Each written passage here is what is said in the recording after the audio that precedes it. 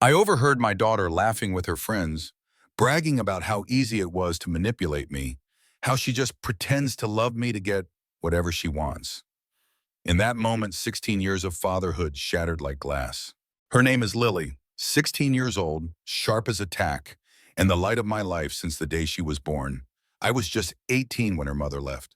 No warning, no goodbye, just a note on the kitchen table and a baby monitor blinking beside it.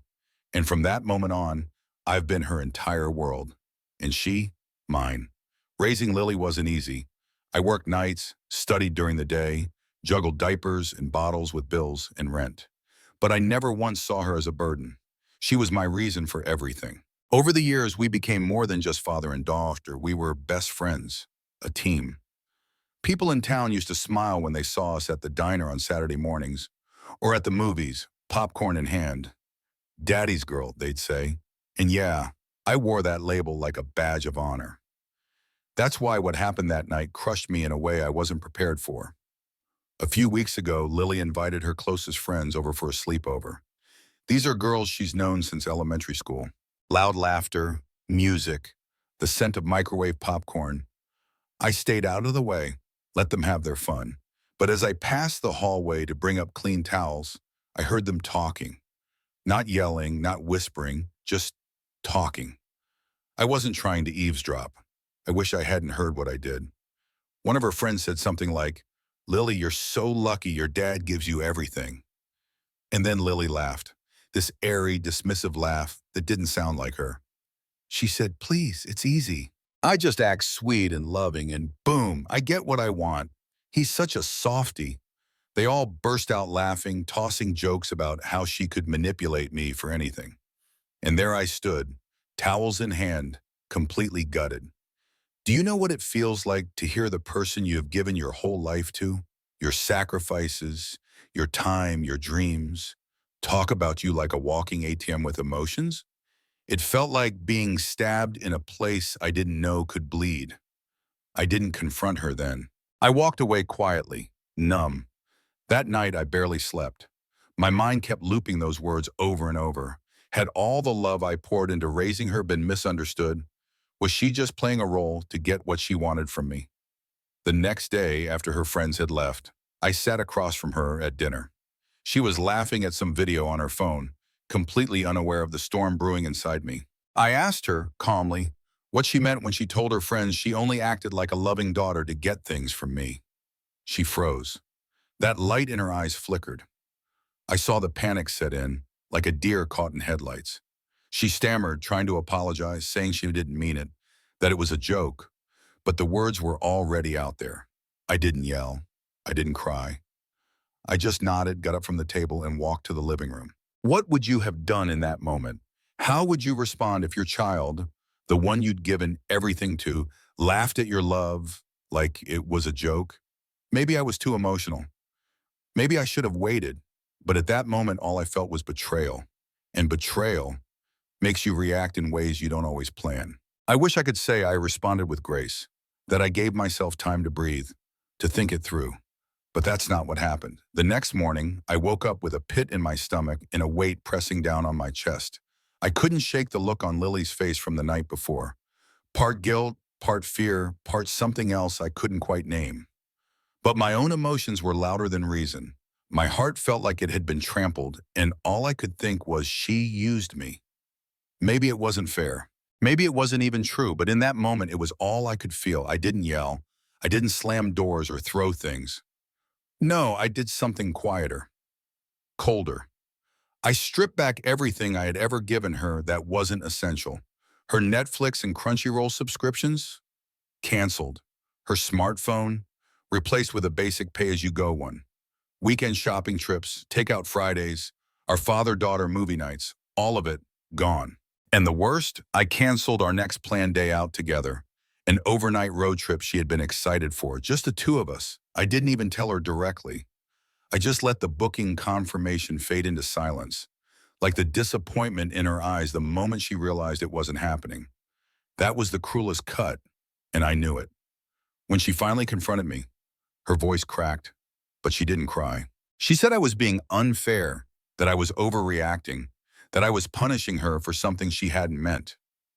But I was still stuck in my pain. I told her I didn't believe her apology, that if she hadn't been caught, she never would have said a word. She left the room in silence, and for the first time in years, I felt like there was a wall between us that neither of us knew how to tear down. The house felt different after that, quieter even though we were both still there. Meals were shorter, laughter disappeared. I caught her looking at me when she thought I wasn't paying attention, like she wanted to say something but didn't know how to begin. Was I being too harsh? Was I letting my own feelings get in the way of being the parent she still needed me to be? Some of you might wonder, why didn't I just sit her down and talk it out again? Why didn't I try to understand instead of retreating into punishment? I wish I had an easy answer. But truth is, I've been a single dad since I was barely an adult myself. I've made it this far on gut instinct and raw emotion. No guidebook, no co-parent. Just me, doing my best and hoping it was enough. But this time, I wasn't sure. It was my best friend Sarah, Lily's godmother, who finally called me out. She told me flat out, "You're not punishing her to teach her a lesson. You're punishing her because you're hurt, and you need to own that." She was right. That night, I sat on the couch alone, the silence pressing in. I looked at old pictures of us, Lily and piggy tails on my shoulders at the beach, holding my hand on her first day of school, hugging me tight at her last birthday party. 16 years of memories. 16 years of love that couldn't just vanish because of one mistake. I knew I needed to talk to her, not as someone who had been betrayed, but as a father who still loved his daughter. But would she even want to hear it? Could I take back the damage I'd already done? The next morning, I knocked gently on Lily's bedroom door. There was a long pause before she answered with a quiet, "Yeah." I opened the door and found her sitting cross-legged on her bed, her hair pulled into a messy bun, her eyes puffy like she hadn't slept much either. "Do you want to go grab brunch at the park?" I asked, trying to keep my voice steady. She looked surprised. There was hesitation in her eyes, but after a moment she nodded. "Okay." The car ride was silent but not cold, just cautious, like we were both holding our breath. The park was our usual spot, green benches under the shade of tall oaks, the scent of fresh coffee from the little food stand by the lake, ducks waddling across the gravel path. It had always been our safe place. I hoped it still could be. We sat with our takeout containers between us, and I finally said, "Lily, I need to say some things, and I hope you'll let me finish before you decide how to feel about them." She didn't say anything, but her eyes met mine. That was enough. I overreacted. I was hurt, really hurt, by what I heard that night. And instead of handling it like I should have, I let that pain guide my actions. I shouldn't have taken away so much, and I definitely shouldn't have canceled our trip. That was cruel. I'm sorry. Her lips trembled, and she looked away for a second before saying softly, "I didn't mean what I said to them, Dad. I was just trying to seem cool, like I wasn't some little girl still leaning on her dad for everything. They always call me Daddy's girl, and I got tired of it, so I played along. I thought it was harmless, but it wasn't. I felt a lump rise in my throat. Why didn't you just tell me you felt that way?" She shrugged. "Because I didn't want to hurt you, and I didn't think you'd understand." That stung, but not in the way it had before. Now it just made me realize how much we'd both been carrying in silence. "Do you think pretending to be someone you're not is worth it just to fit in?" I asked gently. "And why do we hurt the people we love the most when we feel like we're the ones under pressure?" Her eyes welled up with tears, but she blinked them back. "I don't know. I didn't think. I wish I could take it back." I reached across the table and took her hand. "We can't take back what we said, but we can try to fix what's broken. I love you, Lily. That's never going to change. But we both got things to work on. I want us to go to family counseling together, and I'm also going to get help for myself. I've had anxiety issues since I was a kid, and I thought I was hiding it well. But I know now that you've seen more than I realized." She nodded, her voice cracking. "I have, and I've wanted to help, but I didn't know how." We sat in that park for a long time, just talking. Not everything was resolved, but something important had happened. The wall between us had cracked, and through those cracks, I could feel the warmth of understanding start to pour in again. It made me wonder, How many parents and kids go years without having these conversations?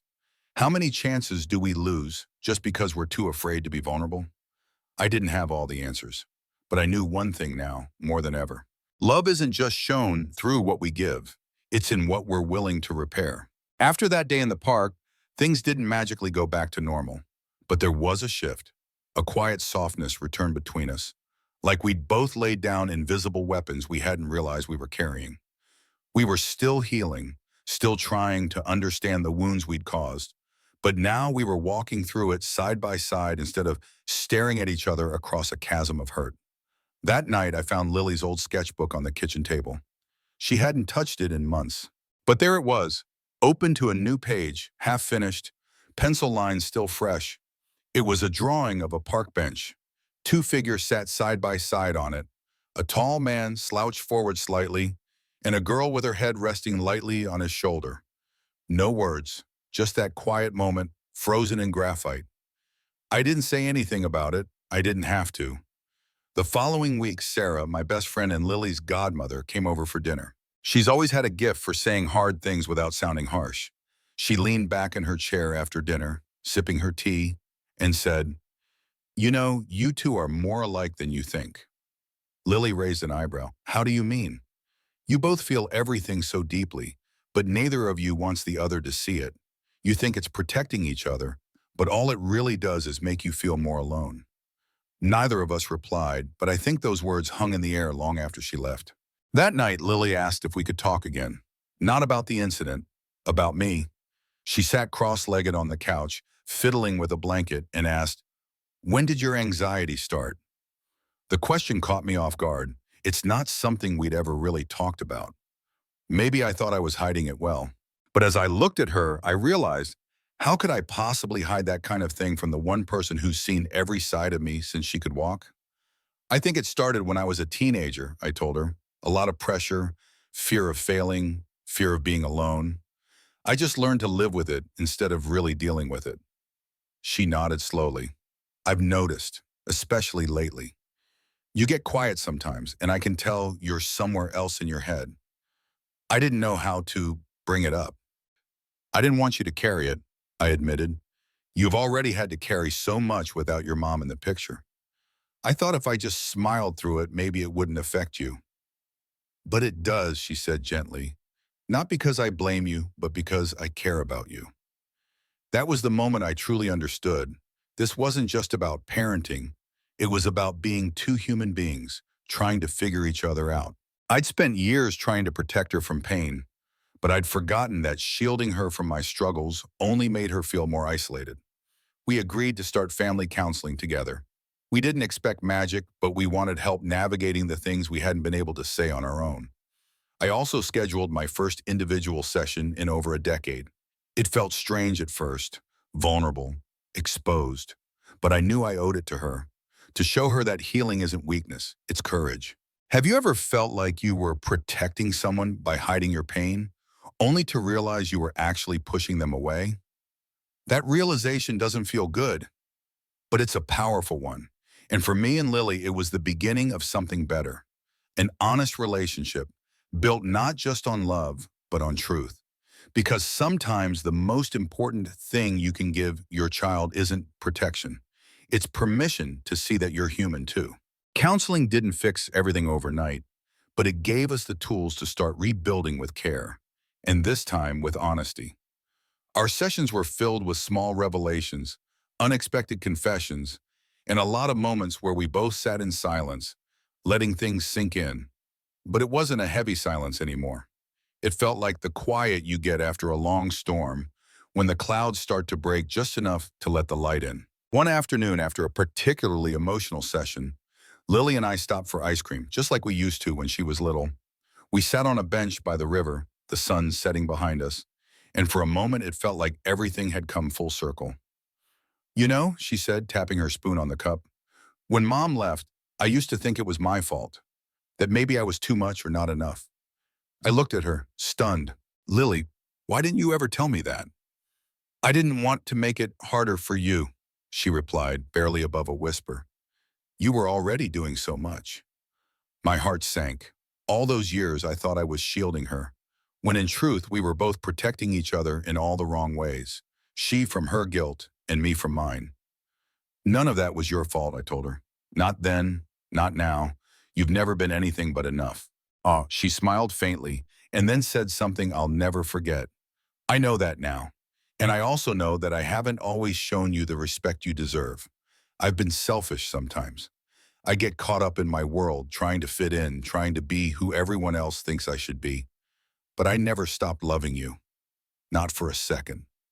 I could feel emotion rising in my chest. And I realized this wasn't just about forgiveness. This was about recognition. She saw me, and I saw her. Not just as a parent and child, but as people who had made mistakes and wanted to do better. A few days later, I gave her back her phone not as a reward, but as a gesture of trust. We reinstated our Friday takeout nights, and yes, we rescheduled the trip I'd canceled weeks earlier. She even started teaching me how to use TikTok, badly, I might add, but it made her laugh, and for now that was enough. There are still tough moments. She's 16, I'm her dad, we're bound to clash again. But now, instead of bottling things up or jumping to conclusions, we try to talk.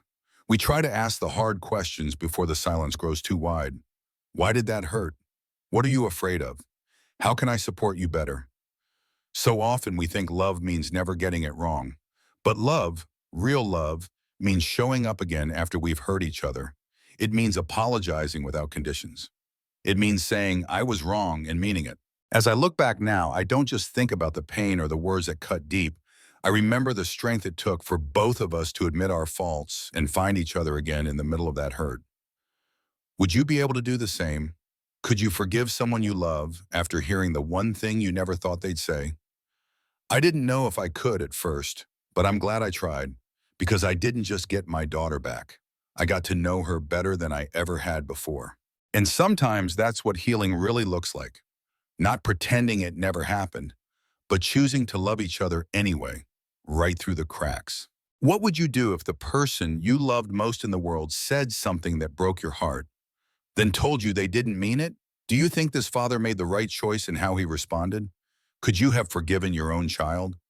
If this story touched you, please like the video and subscribe to the channel so he knows he's not alone. Your support shows him and others that love, no matter how imperfect, is worth fighting for. Share your thoughts in the comments. Your voice matters more than you know.